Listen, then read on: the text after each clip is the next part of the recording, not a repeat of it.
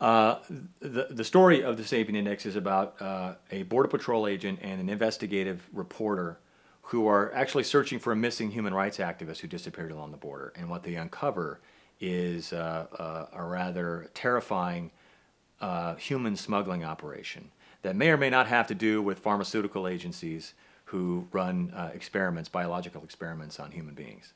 There's two things that I think work for this story. Number one, it's very contemporary, especially considering the fact that the border seems to be an issue that is in the limelight now, and it has been for years. So I think that addressing human smuggling issues along the border is relevant. What I did was sort of put a science fiction twist on it, sort of an X-Files twist, action twist on it. So I think this is going to be I think the sci-fi fan base will enjoy this movie for its science fiction factors, but there is a great action thriller or suspense thriller component that I think fans of that genre will also get into. Two things: I'm a big conspiracy guy. I love the X Files. I've got theories about who shot Kennedy, and I love this stuff. I live for this stuff. But I really wanted to take a relevant contemporary issue like the issues along the border and find a new way to explore that. And I took my love for conspiracy and sort of mix that all together. But there's a second component that I think is important. Um, I wanted to try something different that I don't think is often done in that I don't think is often done in overall within the film industry. And I wanted to create a film where the lead actors and the predominant cast is Hispanic. I wanted to create something where we were creating for lack of a better term, a romantic lead or an action lead as being Hispanic, and from there, rolled into the Hispanic investigative reporter. And so I just wanted to kind of play with this idea as if it's a novel idea that Hispanic actors and actresses aren't capable, or characters, Hispanic characters aren't capable of being action heroes or thriller heroes or protagonists for that matter outside of films that typically would explore Hispanic culture or Hispanic family life or something like that. I kind of wanted to broaden that a little bit, and I was concerned about that. When I wrote the script, I had some of my friends, some of my Hispanic friends, read the script to go, look, is this insulting? I mean, as a Caucasian male, am I just not getting it right, or do I have the right to do this? And fortunately, I did do it right, and I did do it justice, and I'm proud of the fact that I think I've created something where Hispanic actors can flourish, or outside of what typically would be considered a Hispanic film. Frank Sepulveda is the Border Patrol agent, and he actually, his parents brought him across the border when he was a baby, and they died in the process. His father disappeared and was never found, and his mother died in the process. And a group of nuns on the Tohono O'odham reservation turned him over as a baby to a local rancher, and he was raised on this white rancher's ranch, and he inevitably joined the Border Patrol. And so he is sort of dealing with an inner conflict of understanding who he is and his origins, where he came from, what he's about, and then that dichotomy of working as a Border Patrol agent where he's catching immigrants in the desert and sending them back across the border and dealing with those complicated issues on a day-to-day basis, not really truly understanding his origins. Maria Baca, on the other hand, is a local investigative reporter. And she comes from a very strong Hispanic family in Nogales.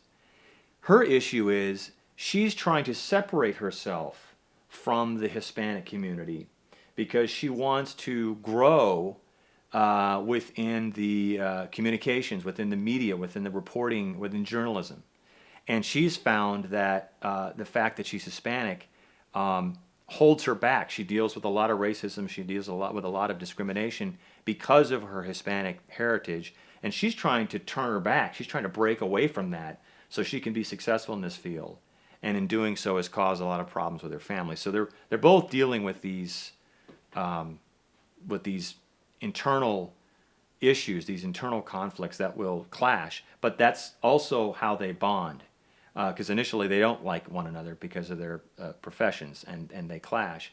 But they bond because they're searching for her brother, who is a civil rights activist who has disappeared along the border. He was on a mission to expose human rights or civil rights abuses by the Border Patrol, and he's gone. And so she, because she has no other choice, enlists the assistance of Frank to help her search the desert for her brother, and chaos ensues. One of the supporting characters I think is particularly interesting is a character by the name of Burt Lancaster. He is the rancher that raised Frank, and so Burt is one of those guys who, I mean, he's just a gruff, hard rancher in the Sonoran, who's raised cattle in the Sonoran Desert for years, for decades. And he is constantly dealing with the issues and the complications that come with illegal immigration and human smuggling across his property. So he is always calling the Border Patrol and letting him know when the immigrants are coming across his property and so on, and turning them over. But yet he had the compassion to take Frank into his home and raise Frank as his own son. So we're sort of toying with the idea of his racism or implied racism as opposed to who he really is as a human being. What we will find is there is much more to Bert's character than you would ever imagine possible by the end of the movie. The second supporting character that I think is particularly interesting is the Border Patrol supervisor by the name of Larry Foster. He has a very similar relationship to Frank that Bert does, because he's very close to Frank and sort of not a father figure, but a mentor to him, and sort of protects him and wants Frank to be successful within the Border Patrol. But as with Bert, we will learn that there is much more to Larry than we would have ever expected, and there might be another surprise by the end of the film. And I should comment, I love trivia in movies. I love putting things in my films that are great for trivia later on.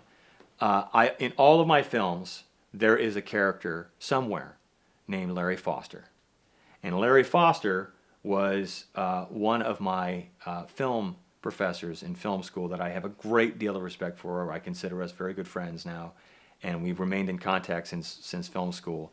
But sort of as my homage to my appreciation for what Larry taught me, I always have a character named Larry Foster in everything I do.